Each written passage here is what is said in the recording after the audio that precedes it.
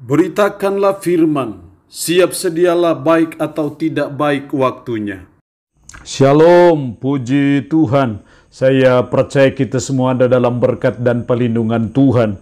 Mendengar firman itu sesuatu yang sangat penting karena firman itu sangat bermanfaat bagi pertumbuhan iman, tapi juga pertumbuhan rohani kita.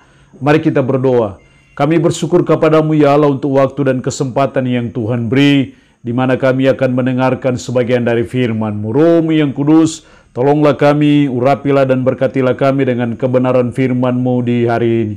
Dalam nama Tuhan kami Yesus Kristus kami berdoa. Amin. Nats firman Allah yang menjadi perenungan kita bersama di hari ini saya ambil dari Injil Matius pasalnya yang ke-9, ayat 9 sampai dengan ayatnya yang ke-13. Secara khusus saya akan baca ayatnya yang ke-13. Firman-Nya berkata demikian. Jadi pergilah dan pelajarilah arti firman ini. Yang ku kehendaki ialah belas kasihan dan bukan persembahan. Karena aku datang bukan untuk memanggil orang benar, melainkan orang berdosa. Demikian kebenaran firman Allah hari ini yang mengajar dan menasihati kita. Kristus menghendaki belas kasihan. Yang ku kehendaki ialah belas kasihan. Artinya bahwa Kristus mau, Kristus berkenan menghendaki saudara dan saya sebagai umat, sebagai orang percaya untuk memiliki belas kasihan. Secara khusus konteks ayat ini bicara belas kasihan kepada orang berdosa, belas kasihan kepada orang yang terhilang, belas kasihan kepada domba yang hilang. Itu yang harus ada dalam hidup kita sebagai umat. Makanya dalam ayat 13, jadi pergilah dan pelajarilah arti firman ini. Yang ku kehendaki ialah belas kasihan dan bukan persembahan. Jadi yang Tuhan lebih kehendaki, yang Tuhan berkenan adalah ketika saudara dan saya memiliki belas kasihan dan bukan persembahan itu.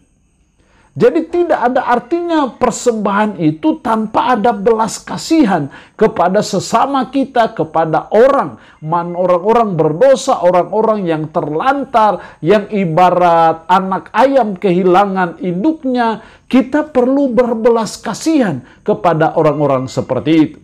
Ayat ini disampaikan oleh Yesus dalam konteks ketika Yesus makan di rumah Matius, kemudian datang banyak pemungut cukai dan orang berdosa dan makan bersama-sama dengan dia dan murid-muridnya.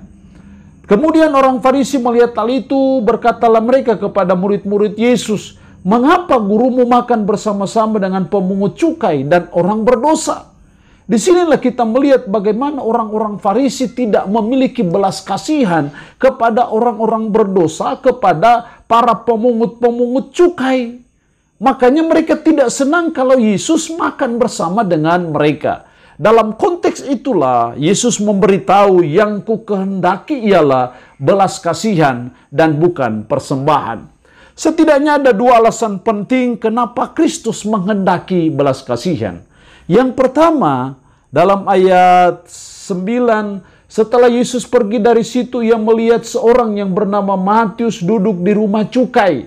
Lalu ia berkata kepadanya, "Ikutlah aku." Maka berdirilah Matius lalu mengikut dia.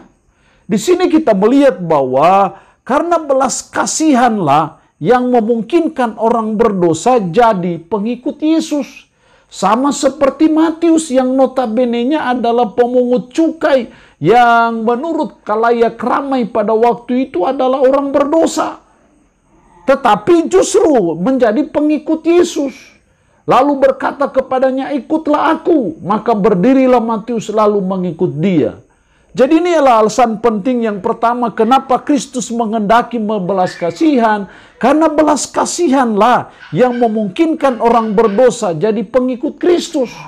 Tanpa kita memiliki belas kasihan, maka tidak ada orang berdosa, tidak ada pemungut cukai, tidak ada orang-orang yang jauh dari Tuhan yang bisa jadi pengikut Yesus.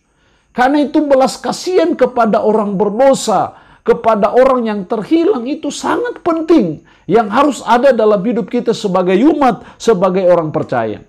Alasan kedua, kenapa Kristus menghendaki belas kasihan dalam ayat 13 tadi, jadi pergilah dan pelajarilah arti firman ini. Yang ku kendaki ialah belas kasihan dan bukan persembahan. Karena aku datang bukan untuk memanggil orang benar, melainkan orang berdosa. Karena aku datang. Di sini kita melihat alasan kedua kenapa Kristus menghendaki belas kasihan. Karena belas kasihanlah yang membuat Yesus datang ke dunia ini. Belas kasihannya lah kepada saudara dan saya manusia berdosalah yang memungkinkan dia membatasi segala keilahiannya, meninggalkan segala kemuliaannya di surga, datang ke dunia ini, lahir di kandang yang hina, mengalami penderitaan yang luar biasa sampai mati di Bukit Golgota. Semua itu didorong oleh karena apa? Belas kasihan. Jadi disinilah kenapa Kristus menghendaki belas kasihan. Karena belas kasihanlah Yesus datang ke dalam dunia untuk memanggil orang berdosa dan bukan memanggil orang benar. Jadi Yesus Kristus datang ke dalam dunia bukan untuk mencari orang benar, tapi justru mencari orang berdosa. Makanya Yesus berkata dalam ayat 12, Yesus mendengarnya dan berkata, bukan orang sehat yang memerlukan tabib, tetapi orang sakit. Jadi bukan orang sehat yang membutuhkan dokter, tetapi justru orang sakit. Bukan orang benar yang membutuhkan juru selamat, tetapi justru orang berdosalah yang membutuhkan juru selamat. Karena itu belas kasihan kita kepada orang berdosa, belas kasihan kepada mereka yang jauh dari Tuhan, belas kasihan kita kepada mereka yang belum beriman, yang belum percaya kepada Kristus. Itu perlu ada dalam diri kita, dalam hidup kita, karena Kristus menghendaki belas kasihan. Allah yang punya firman ini memberkati kita dengan firman-Nya di hari ini. Amin. Mari kita berdoa. Puji syukur untuk kebenaran firman-Mu hari ini yang mengajar dan menasihati kami. Kristus menghendaki belas kasihan. Tuhan tolong kami supaya kami punya belas kasihan kepada orang berdosa, kepada orang-orang yang belum percaya kepada Kristus. Karena belas kasihan yang memungkinkan orang berdosa jadi pengikut Kristus. Karena belas kasihanlah yang membuat Yesus datang ke dalam dunia untuk mencari orang berdosa dan bukan mencari orang benar. Roh yang kudus tanamkan dan meteraikan firman dalam hati dan pikiran kami.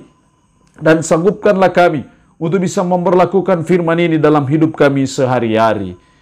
Roh yang kudus tolong kami supaya kami hidup sesuai dengan firman. Mohon berkat Tuhan bagi umat-Mu yang mendengarkan renungan harian di hari ini. Diberkatilah mereka ya Allah dengan berkat-berkat-Mu secara jasmani maupun rohani.